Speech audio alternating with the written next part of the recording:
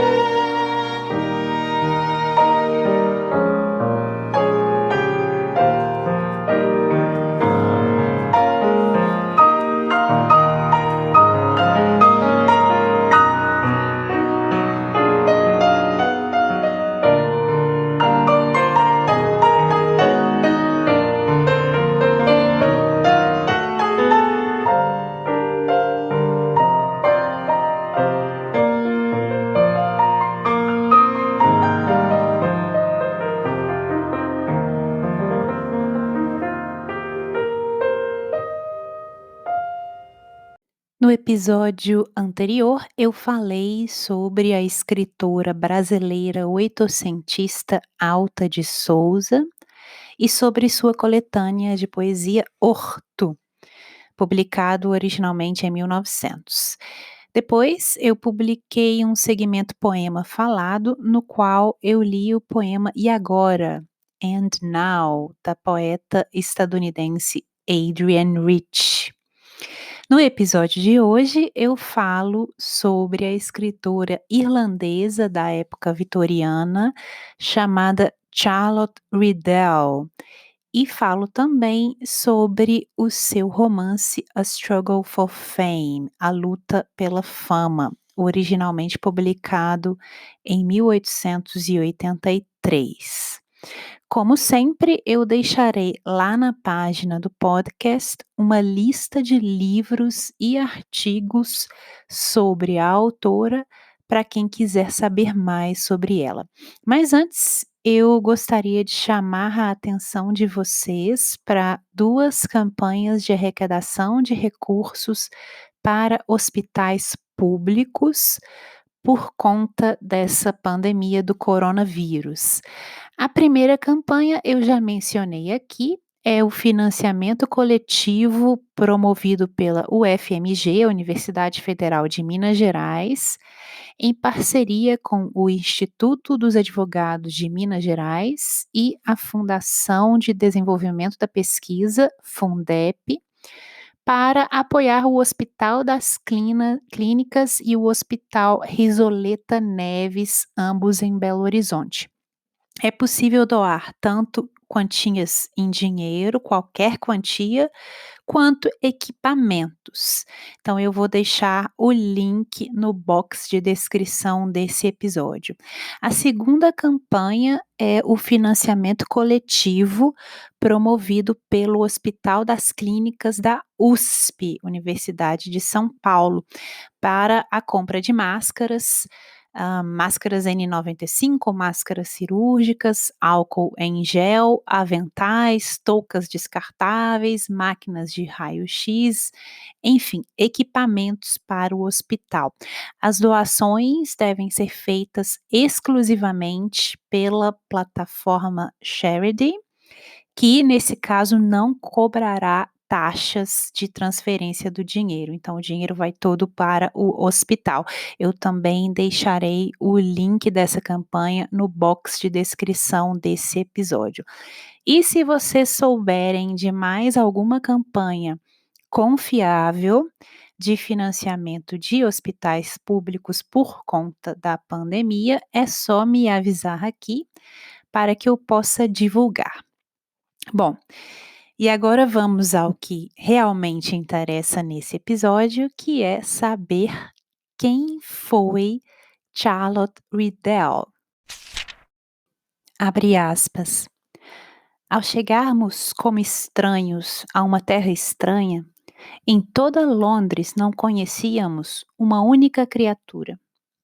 Nos primeiros 15 dias eu cheguei a pensar que meu coração se partiria. Eu nunca tinha realmente me adaptado a novos lugares, e ao me lembrar da doce aldeia e dos amigos queridos que deixáramos para trás, Londres me parecia horrível. Eu não conseguia comer, não conseguia dormir, conseguia apenas caminhar pelo coração de pedra das ruas e oferecer meus manuscritos para um editor após o outro. Manuscritos esses que todos, por unanimidade, se recusavam a aceitar. Fecha aspas, Charlotte Riddell em uma entrevista registrada na obra Notable Women Authors of the Day, de Helen C. Black, obra essa publicada originalmente em 1893. Charlotte Riddell, cujo nome de nascimento era Charlotte Eliza Lawson Cowan, foi uma escritora irlandesa nascida em 30 de setembro de 1832.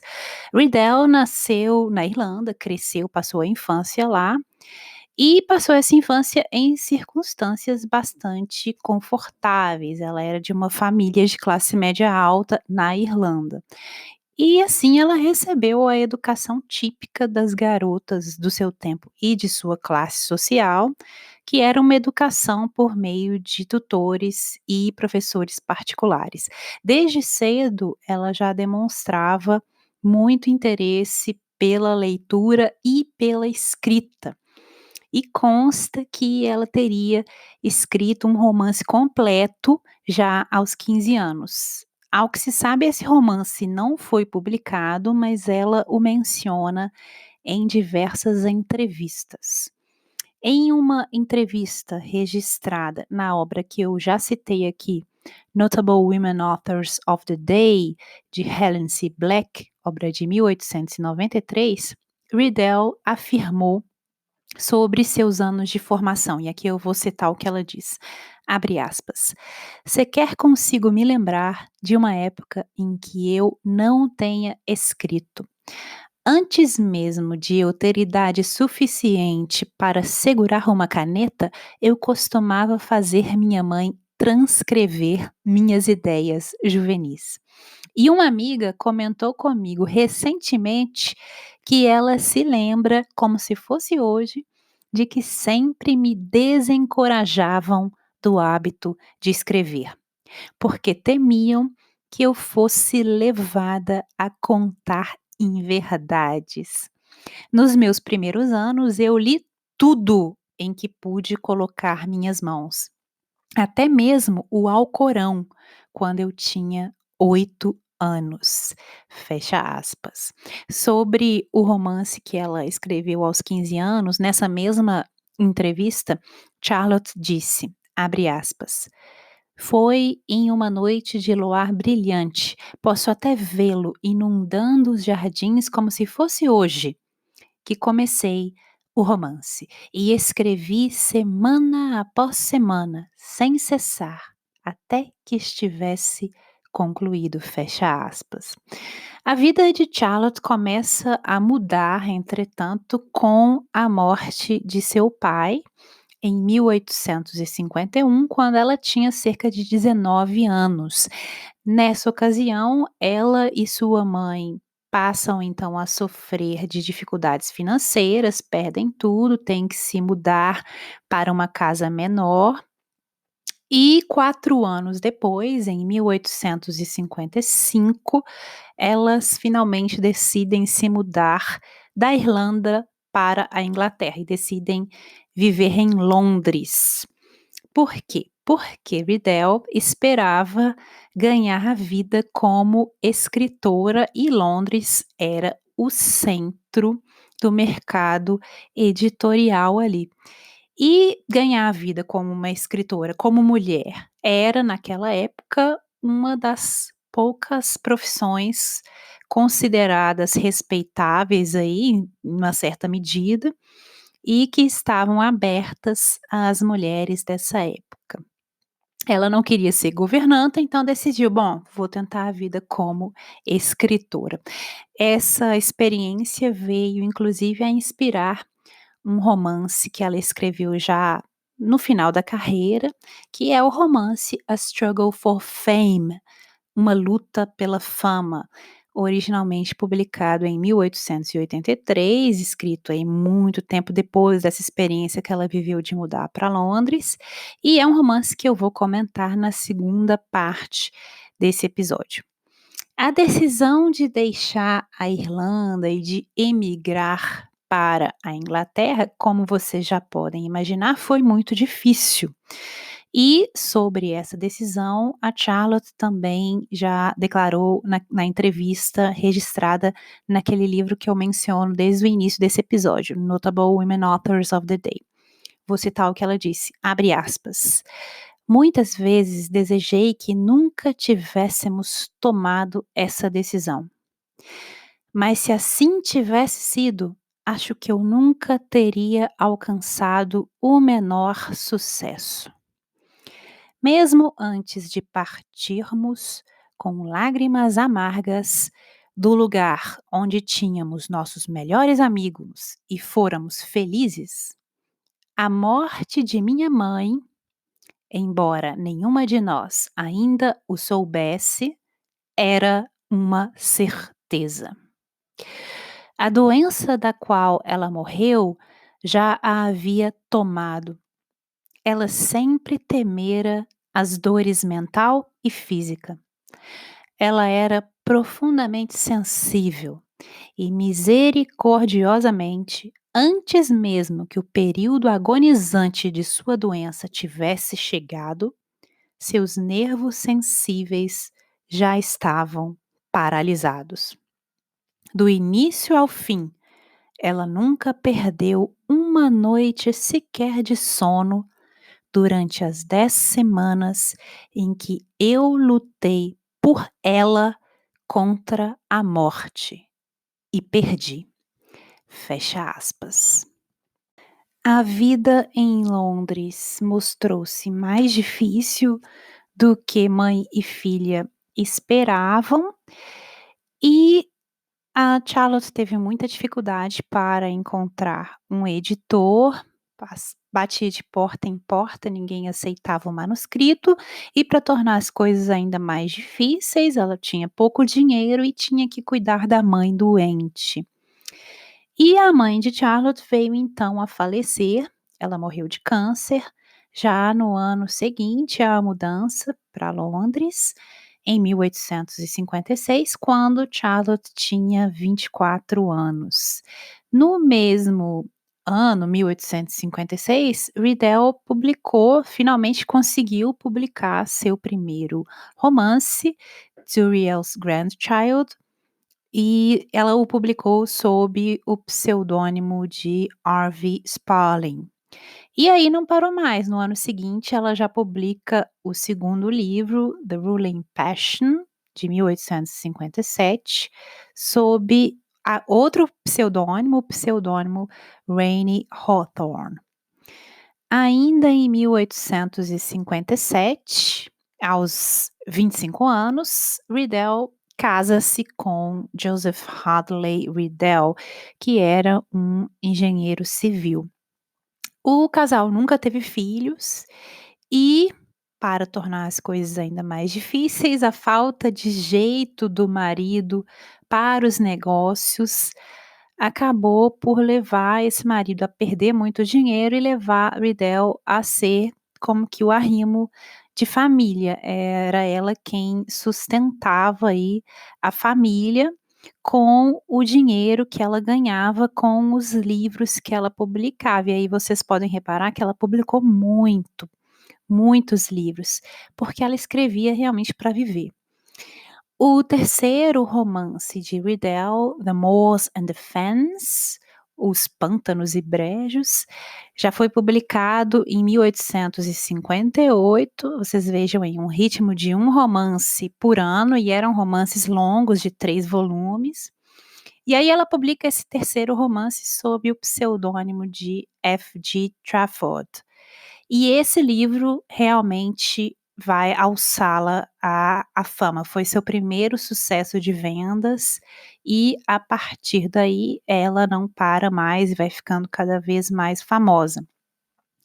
Em 1863, Charlotte percebe que o seu editor à época, Charles Skeat, a tinha enganado quanto ao montante que ela deveria receber pelas vendas dos livros, e ela então decide mudar de editor e passa a publicar seus livros junto aos irmãos Tinsley, que à época era uma casa editorial que fazia muito sucesso com a publicação de romances do tipo sensacionalista, como por exemplo os romances da Mrs. Braddon.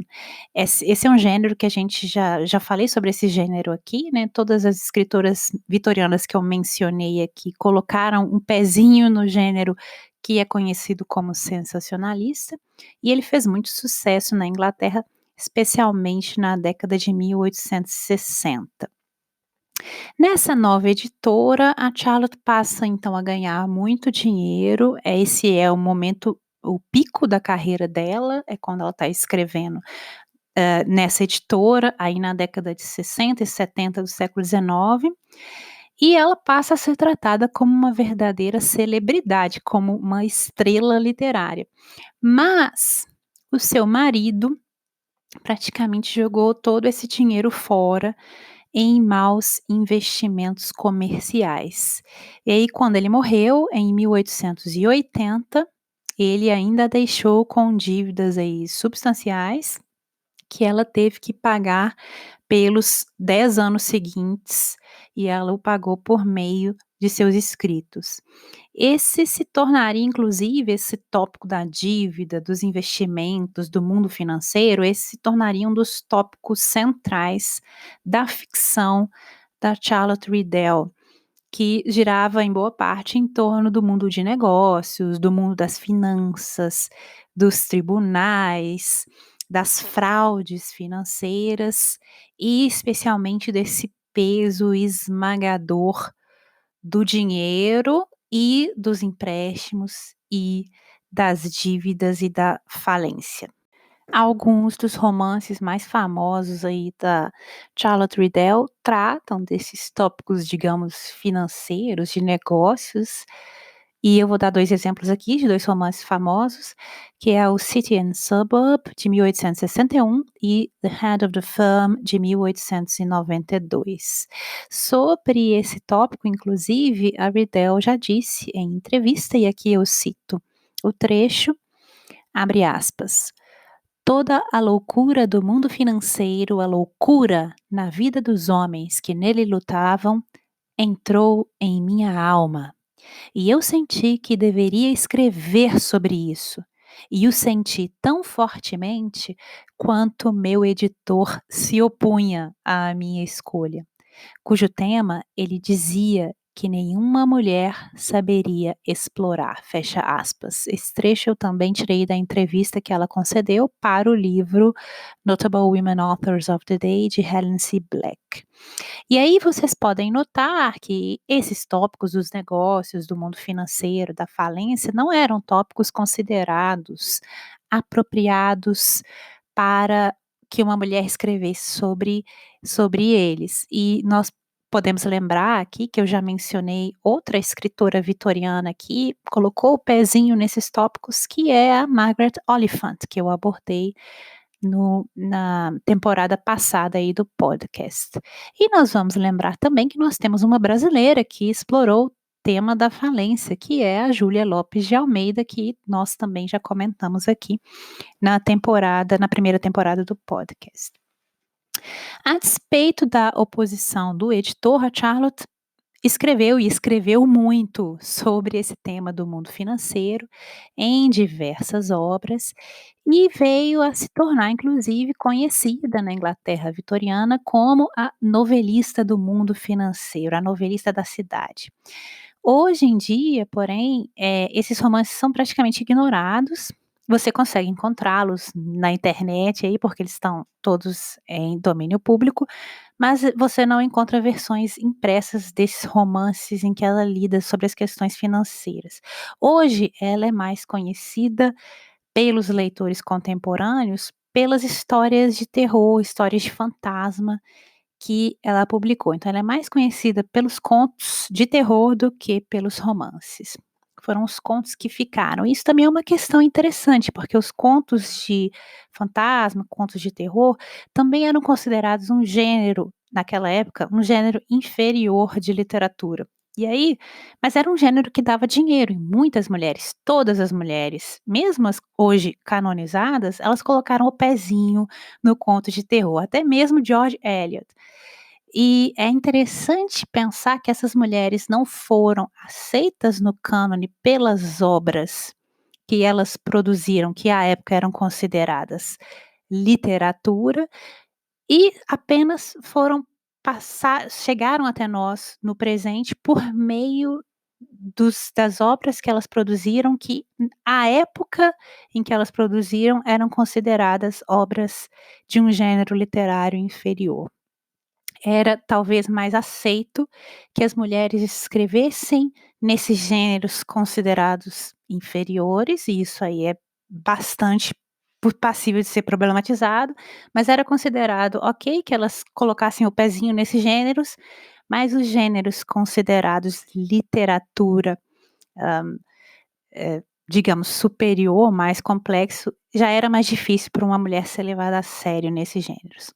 Bom, voltando aqui, feita essa digressão, voltando aqui, entre os anos de 1858 e 1902, Riddell publicou mais de 50 volumes de ficção, e aí podemos incluir 40 romances, coletâneas de contos, histórias de para crianças, histórias juvenis, infantis, relatos de viagens e vários ensaios publicados em periódicos.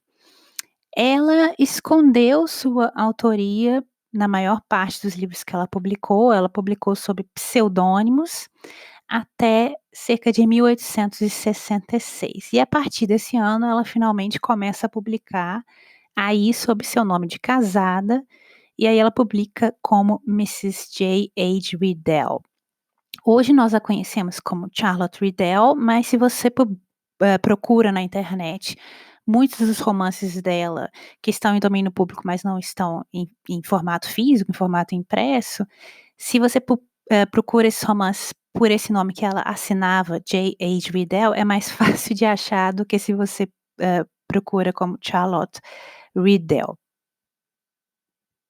A partir de 1867, Riddell torna-se uma das proprietárias e editoras de uma revista literária, a St. James Magazine, que era uma revista literária muito importante na Londres da década de 1860.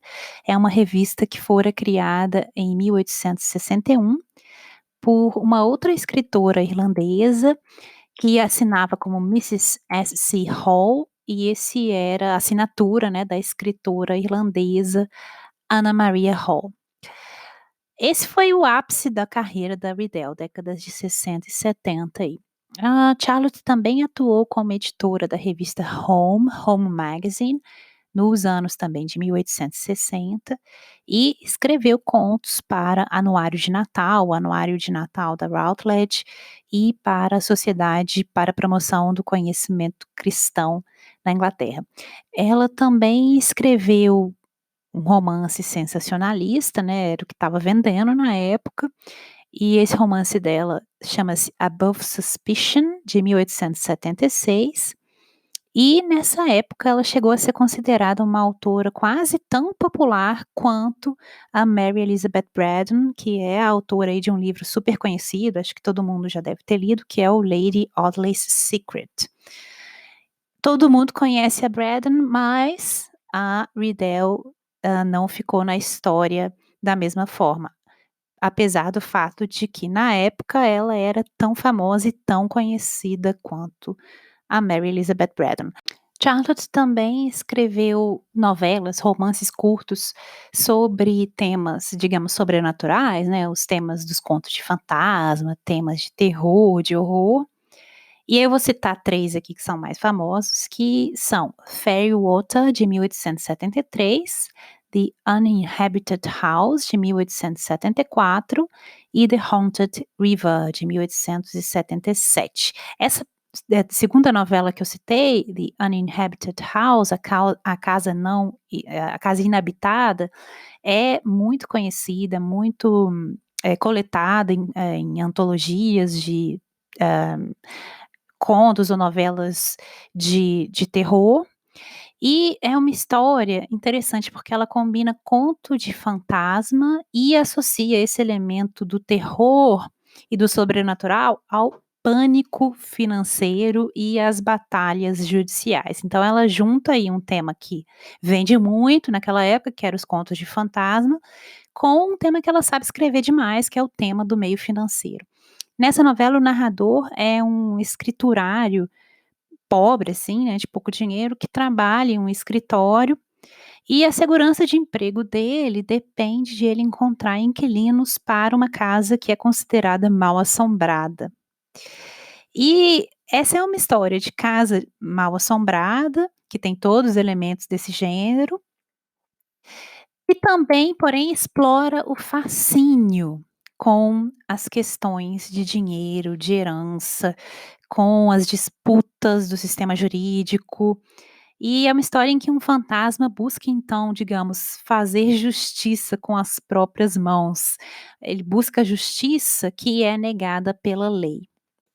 E é até interessante, comparar essa novela da, Charlotte Riddell com um conto de uma escritora que eu já mencionei aqui no podcast, que é a Rhoda Broughton. Eu mencionei o primeiro episódio dessa segunda temporada. O conto da Rhoda, intitulado A Verdade, Toda a Verdade, Nada Mais que a Verdade. Tal como nesse conto, a novela A Casa Inabitada, de Charlotte Riddell, também reflete essa preocupação que era comum àquela época, que era uma preocupação com um caráter quase sobrenatural do impacto financeiro no setor imobiliário, como a tensão entre a restituição financeira e a restituição moral.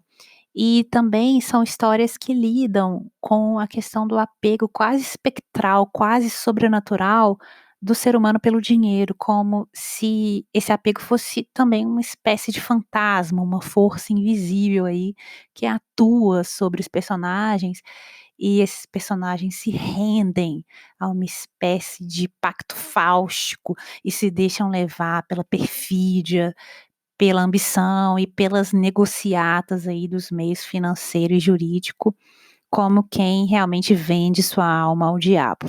E aqui é interessante também notar que, se nós olharmos para as escritoras vitorianas que foram esquecidas, ou seja, que não foram abarcadas pelo cânone, como por exemplo, e aqui eu vou citar as escritoras vitorianas que eu já mencionei aqui no podcast, Margaret Oliphant, Rhoda Broughton e Charlotte Riddell. Quando a gente olha para essas escritoras e outras esquecidas, nós vemos que essas são escritoras que abordaram temas considerados, naquela época, não apropriados para uma mulher.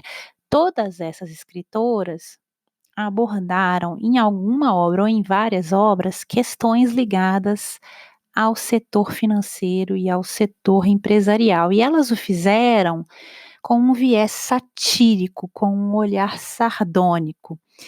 Então é interessante explorar essa relação entre o olhar e o tema explorado pelas escritoras não incluídas, e a relação entre esse olhar e tema com a inclusão ou não de uma escritora no cânone, nesse caso especificamente vitoriano, né. Eu acho que quando muita gente pensa na literatura vitoriana, pensa na literatura canonizada. E quando vai para a literatura canonizada, primeiro pensa que havia poucas mulheres escrevendo, era a minoria. É isso que a pessoa pensa, mas na verdade a maior parte dos escritores da época vitoriana era formada por mulheres. E a segunda ideia que uma pessoa tem quando olha para o cânone vitoriano, e aí olha para as escritoras abarcadas nesse cânone, é que eram escritoras, primeiro com um senso de humor um pouco mais domado, ou com um humor que fica muito nas entrelinhas, e são escritoras mais moralistas. E você fica se você se limita a essas escritoras canonizadas, você tem a impressão que sátira não era uma coisa que mulheres faziam, que as mulheres não escreviam com um senso de humor, e que as mulheres escreviam mais sobre casamentos, sobre romances, e não escreviam sobre o trabalho, sobre o meio empresarial, sobre os negócios, sobre o setor financeiro, por exemplo. Mas quando você começa a explorar as margens, aí você começa a ver uma imagem muito diferente das escritoras mulheres da época vitoriana. Então é muito comum as pessoas repetirem ideias sem testá-las, especialmente repetir as ideias de que não havia mulheres escrevendo no século XIX, especificamente na época vitoriana. Não é verdade, a maior parte ali era mulher. Então, os papagaios do cânone que repetem ideias não examinadas fazem parecer que a literatura feita por mulheres no século XIX da era vitoriana era muito diferente do que efetivamente ela era, se nós efetivamente nos dermos ao trabalho de ler essas obras, porque os papagaios do cânone não leem essas obras. E, a depender das ideias que eles repetem, nós podemos saber muito mais sobre eles e tudo aquilo que eles não leram, do que sobre aquilo que eles efetivamente leram. Riddell, também se destacou, como eu já disse, como escritora de contos de terror, histórias de fantasma, contos sobrenaturais, e um dos contos mais famosos dela é o conto The Open Door, a porta aberta, né, literalmente, traduzindo literalmente aqui, que é um exame também dos temas de classe, da riqueza, do tema do caráter moral, associados aos elementos de um conto, de uma história de fantasmas.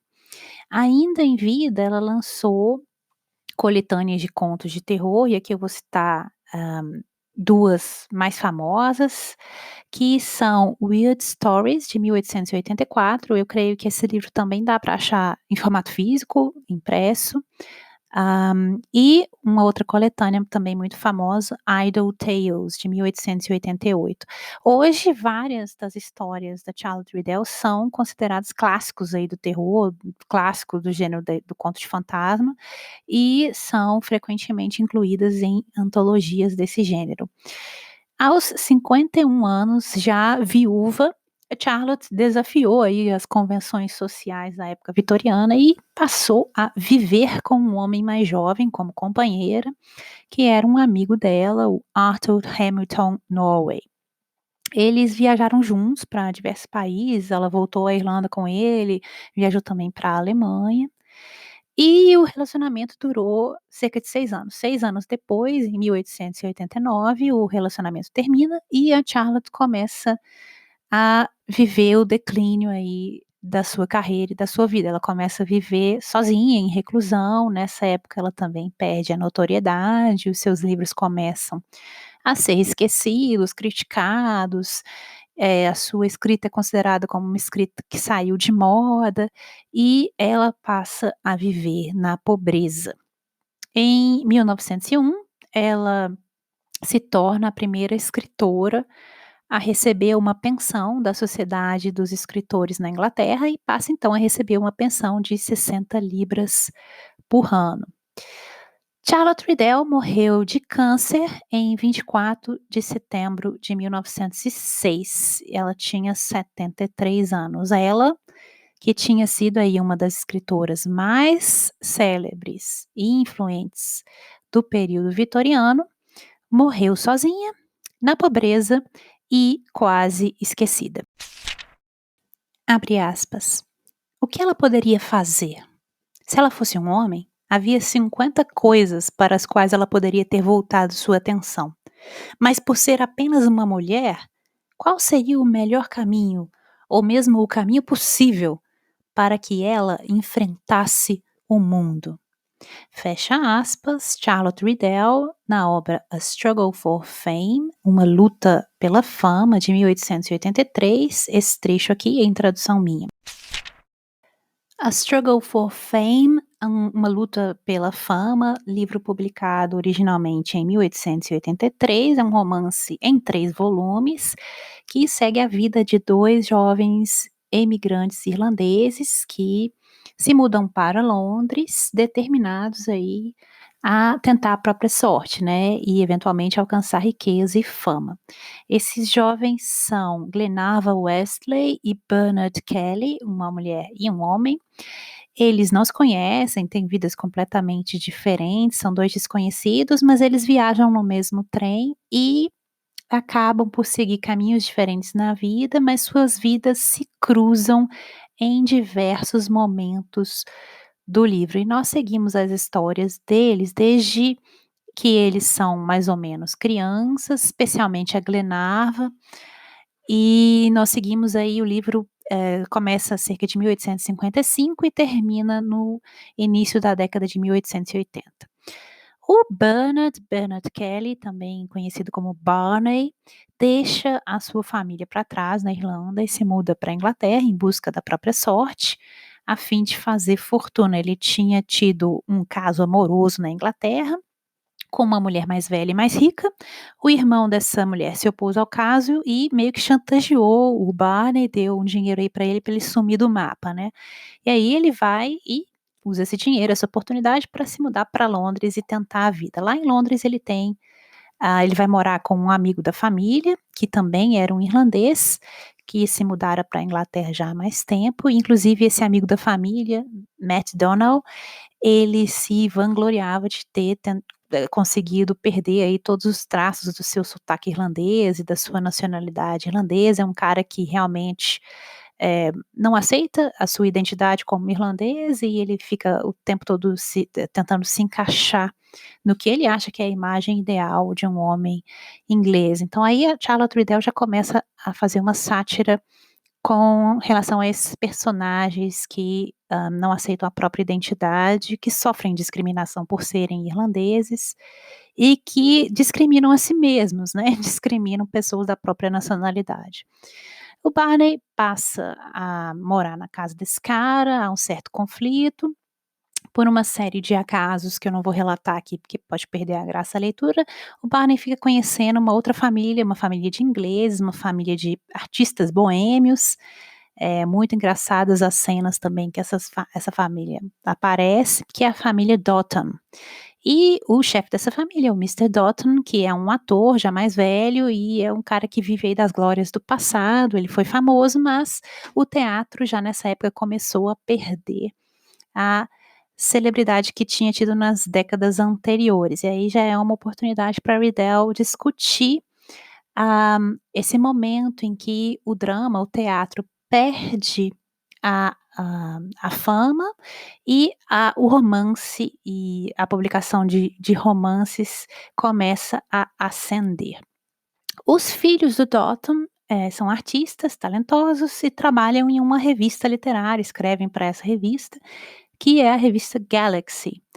E através aí dos contatos com essa família, com esses boêmios, o Barney começa a escrever para essa revista Galaxy, muito embora ele não tenha talento para a escrita. Ele até gostaria de ser um cara famoso, né, escritor nessa época é quase celebridade, ele até queria ser um escritor, mais pela ideia de ter sucesso do que propriamente pela ideia de gostar de escrever, mas ele não tem talento. E aí o que acontece é que ele manda as peças para publicar, os contos para publicar na revista Galaxy, e os filhos do Dotton é que precisam editar esses contos para tornar esses contos realmente aceitáveis para publicação.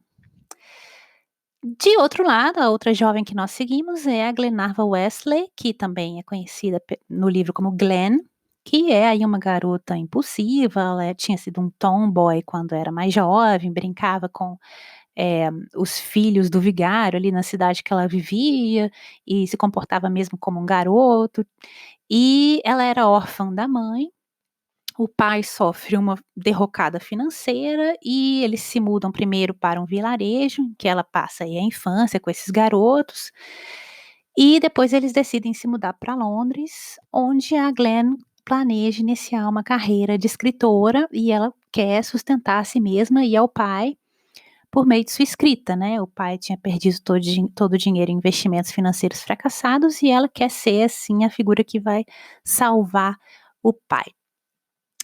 Por aí vocês já podem ver que esse romance vai ter muitos elementos, que vão espelhar a vida da própria Charlotte Riddell. Lá já em Londres, a Glenn passa o tempo todo indo de editora a editora, o pai já está com a saúde fragilizada, não consegue acompanhá-la, então ela vai sozinha.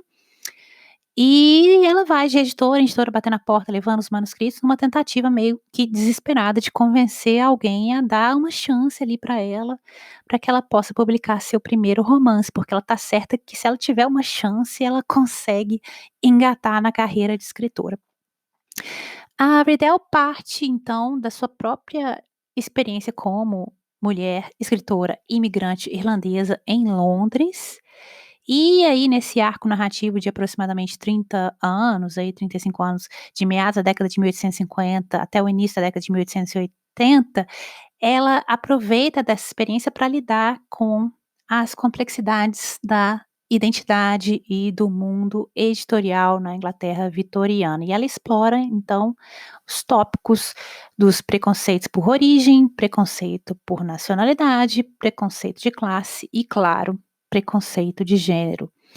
E explora também a forma como esses tópicos exercem uma grande influência sobre quem é capaz de publicar livros nesse mercado, que tipo de livros são publicados, o que é publicado e como o que é publicado é lido, tanto pelo público como pela crítica. Esse livro, A Struggle for Fame, é, segundo o crítico John Sutherland, um romance vitoriano sobre como escrever romances vitorianos. E aí ela vai tratar de todos os aspectos do mercado literário da época e o faz com um olhar bastante satírico, e o interessante é notar o que não mudou até hoje nesse mercado do livro.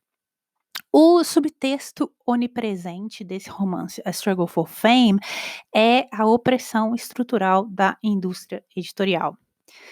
Tanto a própria autora Riddell como a protagonista Glenn, nesse romance, publicam sob pseudônimos masculinos para resguardar a própria privacidade, porque não era bem visto que uma mulher aparecesse na esfera pública, e também para que fossem julgadas de forma mais ou menos neutra pelos críticos e pelo público. Então elas usavam pseudônimos masculinos. E só depois de terem alcançado a fama é que elas decidem, então, não apenas revelar a identidade, né, passar a assinar com o nome de casadas, o nome de mulher, como de certa forma também moldar essa identidade a fim de atender às demandas dessa profissão que é nessa época, uma profissão dominada por homens. E isso também a Charlotte Riddell consegue mostrar muito bem nesse romance. Um dos editores da Glenarva, pensa em escritoras mulheres de sucesso como se elas fossem caricaturas. Ah, se ela é uma escritora e se ela tem sucesso é porque ela não casou, ou então porque ela é viúva, ou então porque ela é feia. Então, nas palavras de desses personagens, essas escritoras são senhoras de meia idade e de óculos. E todos os editores que aparecem no livro, primeiro, são homens. E segundo, em maior e menor medida, eles não levam a sério os livros escritos por mulheres. No centro desse romance estão as grandes questões aí da vida de uma mulher intelectual na Inglaterra vitoriana, que são: quanto tempo e energia uma mulher pode se permitir dedicar aos estudos e à vida da mente, à vida intelectual? Porque se a mulher dedica muito tempo de sua vida ao estudo, ela é vista de forma negativa por essa sociedade, ela é considerada ou ela é meio doida, ou ela é uma péssima mãe, ou ela é uma péssima mulher. Ou ela é muito vaidosa, está querendo aparecer, assinando livros, publicando livros, era sempre vista de uma forma negativa. Outra questão é: o que acontece com a carreira de uma mulher se ela tem que também se responsabilizar, que cuidar de marido ou de parentes? Será que ela pode dar o melhor de si? É possível que uma mulher seja aí reconhecida como intelectual e ao mesmo tempo seja considerada por essa sociedade vitoriana como uma boa filha e uma boa esposa? Essas são questões que a Charlotte Riddell vai explorar com uma escrita afiada. Nós vamos então seguir a Glenn enquanto ela luta, nessa luta pela fama, para ser notada e ser levada a sério como intelectual e como escritoras. E nós seguimos também o modo como essa personagem amadurece e desenvolve o seu ofício. Eu acho muito interessante que a Charlotte Riddell não romantiza o ofício do escritor. Ela mostra como a Glenn começa, assim, completamente meio imatura e a vida a amadurece para esse ofício. Além disso, os leitores desse romance têm uma noção, direta de como a Glenn, como escritora, e como os romances que ela produz são percebidos pelo círculo literário ah, que está ali ao redor dela, e nós percebemos isso por meio do diálogo entre esses personagens. Então, alguns personagens olham para Glenn, olham para os livros que ela produziu, olham para o sucesso dela e assumem que o sucesso dos livros dela se deve ao fato de que quem realmente escreve é um homem. Não pode ser a Glenn, é o marido dela, é o pai dela, enfim, não é a Glenn. E aí eles dizem que, com base na aparência dela, ela é uma mulher assim, jovem, nem muito bonita, nem muito feia. E com base nessa aparência, eles dizem: "Pô, esses livros não podem ser dessa mulher, ela não parece inteligente, ela não parece capaz de escrever um livro de sucesso". A Glenn é então reduzida ao seu gênero, à sua idade, à sua aparência física, e é julgada com base nessa aparência. E a sua obra e seu histórico aí de sucesso no mercado são quase que ignorados, né. E depois do primeiro grande sucesso dela, ela acaba por cair nas mãos de uma casa editorial um tanto quanto inescrupulosa, meio ambiciosa, e essa casa editorial usa a fama da Glenn e a imagem da Glenn como uma celebridade literária e empurra a Glenn para participar a todo momento de eventos sociais, porque essa editora explora não tanto os livros que ela produz, mas a imagem que ela tem junto ao público. E isso acaba por arruinar a saúde da personagem, o que por sua vez tem um certo efeito sobre a sua produção literária, mas também terá um efeito de torná-la mais madura também para escrever. E nós também vemos na história como há ali uma fogueira de vaidades. Então a Glenn está cercada de rivais ciumentos e que estão a todo momento fofocando maliciosamente contra ela, e inclusive decidem escrever resenhas anônimas, negativas, só para acabar com o trabalho dela. São rivais que gostam dos livros dela, mas que escrevem aí essas resenhas para tentar acabar com a imagem dela. E de outro lado, nós também seguimos o Bernard, o Barney Kelly, enquanto ele também luta pela fama, ele luta para ser aceito no meio literário e ele luta também para aceitar o fato de que ele sabe que ele não tem talento para escrever. E ele também enfrenta, tal como a Glenn, preconceitos e discriminação em Londres pelo fato de que ele é irlandês e também pela sua classe social. Então, o Bernard vem a estabelecer uma carreira de sucesso como colunista, homem de letras, por meio aí desses contatos sociais que ele faz, pelo fato de que ele é um homem, ele não tem nenhum laço com a família, não precisa sustentar ninguém. Em grande parte ele abusa aí da boa vontade de algumas pessoas, imita o estilo de outros autores e manipula a seu favor a indústria do livro. Ao contrário do que talvez muita gente espera em romances dessa época escritos por mulheres, na obra de Riddell, a Glenarva não se casa no final do romance.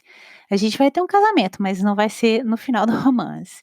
E numa época em que para uma mulher o casamento teria sido aí um método mais aceitável, mais socialmente aceitável de obter segurança social e financeira, a Riddell cria uma heroína que está determinada a não se casar, a não depender dos homens e a trabalhar duro. E é uma heroína que eventualmente se torna um arrimo de família e passa a sustentar a família com base no seu trabalho como escritora. O romance da Riddell não termina com uma proposta de casamento aceita, como muitos romances terminam, mas com uma proposta de casamento recusada. E nós temos um forte senso de que o casamento e a vida doméstica eram considerados incompatíveis pela Glenn, incompatíveis com uma carreira literária naquele período. Então ela vai viver um casamento, esse casamento vai acabar de uma certa maneira, não vou dizer aqui, e ela vai ter um outro pedido de casamento, e aí ela já está tarimbada, e ela vai dizer: "Não, quero escrever, não quero arrumar marido não". E curiosamente, o personagem que vai se casar nessa história, ele não é a mulher, e ele vai se casar por razões financeiras.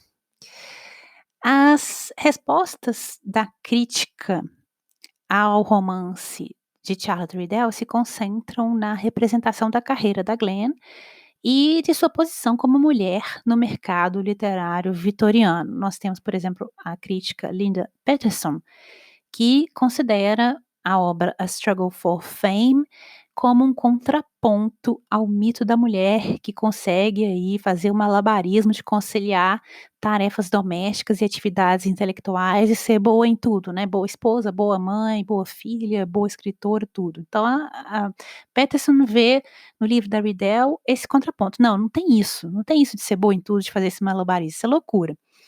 E nessa mesma linha, uma outra crítica literária, Helena Ifill, explora essa tensão emocional, física e intelectual à qual é submetida a escritora Glenn, e o sufocamento da criatividade dessa escritora, sufocamento esse que é resultado de sua posição como filha e como esposa, como dependente de figuras masculinas e dependente de uma certa visão de como a mulher deve se portar naquela sociedade vitoriana. Os homens, especificamente na vida de Glenn, e a relação dela de dependência, com relação a eles, esses homens da vida de Glenn não impedem a Glenn de escrever. Veja bem, eles não impedem a Glenn de trabalhar, mas eles veem essa atividade com muito ceticismo. Eles falam: "Ah, bom, tadinha, né, tá ali com o brinquedinho dela, o papel e o lápis, deixa ela, mas não vai conseguir nada com isso não". Eles inicialmente veem com ceticismo, achariam melhor que a Glenn fosse uma mulher, entre aspas, "normal", que não se dedicasse à literatura, não a impedem de trabalhar. Quando ela começa a trabalhar, começa a ganhar dinheiro, eles começam a explorar isso. "Ah não, então tá vindo dinheiro, beleza. Não deve ter nenhum valor literário, mas pelo menos tá vindo dinheiro". Mas eles a impedem de dar o seu melhor. Eles a impedem que ela faça um trabalho melhor, o melhor que ela pode dar, porque ela tá sempre tendo que cuidar de alguém, ter uma preocupação paralela ali à preocupação literária. A Glenn está atrelada aí a homens que, apesar de apoiá-la, assim, desse jeito que é simplesmente não impedi-la de escrever, homens que até consideram que a amam e que são, de certa maneira, amados por ela, mas são homens que drenam o tempo dela, drenam a energia e drenam as emoções.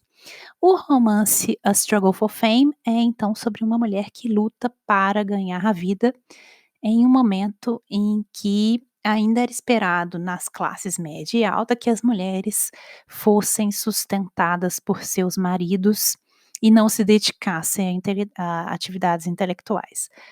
A Glenn representa, então, nesse sentido, as muitas mulheres vitorianas, incluindo aí diversas autoras, como por exemplo Mary Elizabeth Braddon, Ellen Wood, para as quais essas expectativas eram simplesmente ridículas, que eram mulheres que tinham que trabalhar de qualquer jeito para sustentar não apenas a si mesmas, não apenas seus filhos, mas também a seus maridos. Esse romance da Charlotte Riddell é especialmente aí rebelde, digamos, por tratar de uma mulher que no fim escolhe a vida e a liberdade de uma mulher solteira em uma sociedade em que essa posição de mulher solteira era geralmente vista como uma causa aí de desprezo, de inferioridade e de pena. E a personagem principal da Riddell vai lá e escolhe essa posição como a melhor para a carreira e a vida dela.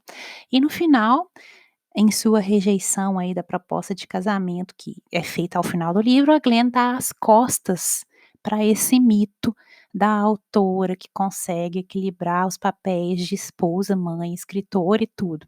Então o romance explora a maneira como o talento pessoal está submetido, sim, a elementos de classe, de gênero, elementos sociais e elementos pessoais. Abre aspas. Glenarvan Wesley não se encaixava de maneira alguma às ideias tradicionais que as pessoas se acostumaram a aceitar como a tipificação de quem possui talento. Sua aparência, comportamento e voz pareciam mais adequados à arena tranquila da existência doméstica do que à louca e feroz luta pela fama. Era difícil para Glenarva que nenhum ser humano tenha jamais acreditado que ela fosse a pessoa certa no lugar certo. Nem quando ela vagava de editora a editora em Londres, nem quando ganhava um pouco de dinheiro, nem quando alcançara uma grande reputação, nem quando chegara a hora em que ninguém podia negar que havia alcançado mais do que 999 mulheres em 1000 jamais alcançam. Não, nem mesmo nesse momento, nenhum amigo, parente ou desconhecido tinha sido capaz de perceber que fora realmente Glenarva quem conquistara o sucesso, e não um poder completamente independente associado a ela em uma aliança inexplicável e misteriosa. Fecha aspas. Charlotte Riddell, na obra A Struggle for Fame, Uma Luta pela Fama. Aqui esse trecho em tradução minha. Nesse romance, então, Riddell retrata uma sociedade em que as pessoas são julgadas com base em preconceitos de raça, nacionalidade, classe e, claro, gênero. E ela explora a maneira como esses julgamentos acabam por moldar as oportunidades e mesmo a identidade de cada um que tem que se encaixar nessa sociedade. E o retrato pintado por Charlotte Riddell nessa obra é um retrato cáustico e se lê aí como uma sátira um tanto moderna. É um livro que você não espera que ele seja tão moderno quanto ele é. E é uma sátira povoada por personagens que são repletos de defeitos, não tem nenhum maniqueísmo nesse livro, os personagens eles têm aspectos positivos, aspectos negativos, os fatos que acontecem com esses personagens também têm aspectos negativos e positivos, e a escrita da Riddell, ela abarca essa complexidade e é uma escrita que, como eu já disse, ela não parece com os livros vitorianos do século XIX que a gente está acostumado a ler, especialmente os livros das autoras vitorianas, consideradas canonizadas. Tem uma total falta de moralismo aqui na escrita da Riddell e ela tem um humor muito marcante.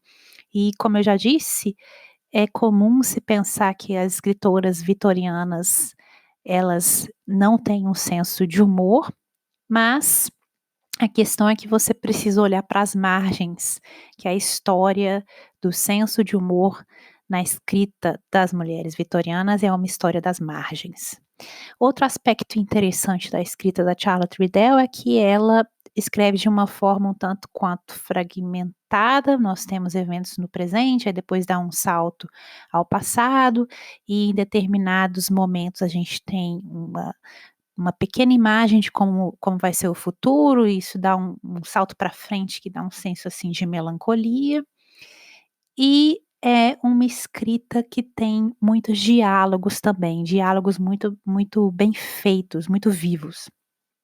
A característica mais forte da escrita da autora, para mim, nesse livro é a caracterização dos personagens. Até mesmo os personagens aí menores são, observados de maneira bem detalhada, bem marcante, com um olhar aí frequentemente sardônico. E esse olhar sardônico encontra alguns dos alvos prediletos da autora nos relacionamentos amorosos. Então, como observou com precisão um dos críticos do tempo da Charlotte Riddell, em uma resenha no Spectator de 6 de outubro de 1883, aqui eu vou citar um trecho da resenha desse cara, abre aspas, dificilmente poderíamos esperar um livro da Mrs. Riddell, da senhora Riddell, no qual o casal principal, de alguma maneira e com a melhor das intenções, não tivesse falhado em ser feliz, fecha aspas. Então ela não está interessada em falar de romance, de paixões, nada disso. Ela quer falar da vida e do trabalho e das dificuldades. Inclusive tem uma cena muito engraçada no início do romance, quando a Glenn ainda é jovem, ela ainda tá na Irlanda, e um cara decide pedi-la em casamento. O cara, ele tá em negação, ele acha que ele tá fazendo um favor pra Glenn ao pedi-la em casamento, porque ela é empobrecida, né, ela vem de uma classe social alta, mas está empobrecida. Só que no fundo, a cena é construída de forma tal que a gente percebe que o cara tá se enganando, porque o cara tá completamente apaixonado pela Glenn, e que ele tá, pensando dessa forma, porque ele tá com medo de sofrer um fora, e ele sofre um fora. Então a todo momento ele não consegue enxergar que a Glenn tá dando um fora nele, ele tá pensando: "Não, ela tá em dúvida, ela tá tímida, ela não quer, assim, ser considerada uma mulher fácil, por isso ela tá falando não". E ela tá basicamente, na verdade, sacudindo o cara e falando: "Cala a boca menino, eu não quero saber de casar com você não, acorda". Essa cena é fantástica, é aí, o poder de sátira da Riddell é para mim, nessa e em outras cenas, o ponto forte desse romance. Grande parte da ação nessa história ocorre, né, nas editoras, nas casas editoriais, nos escritórios das editoras.